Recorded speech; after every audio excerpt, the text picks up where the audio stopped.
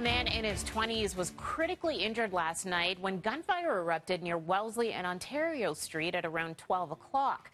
Police say that they initially found the victim laying on the sidewalk with a life-threatening gunshot wound. We're told an officer may have helped save the victim's life by applying pressure to the gunshot wound before paramedics got there. The victim has since been upgraded to stable condition. One person has now been arrested. Toronto City Hall is not going to take the province cutting the size of its council nearly in half. Mayor John Tory has called a council meeting for August 20th to review the city's legal options. The controversial provincial legislation will cut the number of council seats from 47 to 25 by putting ward sizes in line with provincial and federal boundaries. The move comes in the middle of the municipal election campaign, prompting critics to call the move undemocratic and a slap in the face. Mayor John Tory had wanted the issue to be a referendum question on the October 22nd ballot. Hundreds of elementary teachers holding a protest rally at Queen's Park against the government's rollback of the sex ed curriculum. The Elementary Teachers Federation of Ontario calling on its members to continue to teach the modernized sex ed curriculum from 2015, despite the government ordering teachers to the previous curriculum that was last updated in 1998. Many teachers are refusing to teach that curriculum because they say it's outdated and it doesn't meet the needs of their students.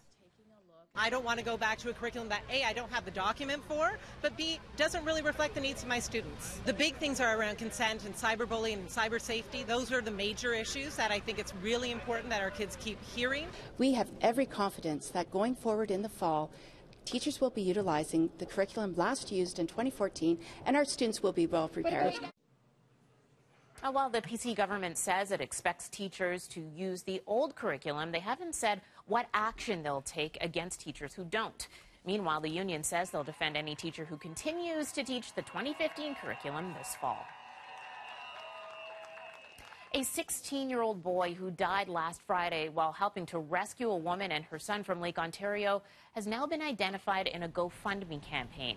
Kyle Howard Muthalingam is being hailed a hero after he drowned while helping to perform the water rescue. The Toronto District School Board says the Wexford collegiate student had just completed grade 11 in the Performing Arts program. The school will open this morning at 11 o'clock for anyone in need of counseling who wants to pay tribute to Muthalingam. Hedley frontman Jacob Hogarth's alleged sex offenses case will now be back in court this morning. The 34-year-old musician not expected to appear personally. Hogarth was arrested last month and charged with 1 count of sexual interference and 2 counts of sexual assault causing bodily harm. Police say the charges relate to 3 separate incidents involving a woman and a girl under the age of 16 that allegedly occurred in Toronto in 2016. The man accused of pushing an elderly stranger in front of an oncoming subway train at Bloor Yonge Station in June refused to appear in court yesterday. 57-year-old John Rosetnick's lawyer says that his client, or her client rather, refused to leave his cell for his scheduled court date. Rosetnick is facing first-degree murder charges in the death of 73-year-old Yosuke Hayahara. His next court date is scheduled for December 5th. Just days after a horrific shooting claimed the lives of 4 people in Fredericton, the community continues to mourn those who are lost. A public visitation service will be held tonight for 32-year-old Bobby Lee Wright, who was gunned down last Friday along with her boyfriend, 42-year-old Donnie Robichaud, and 2 police officers.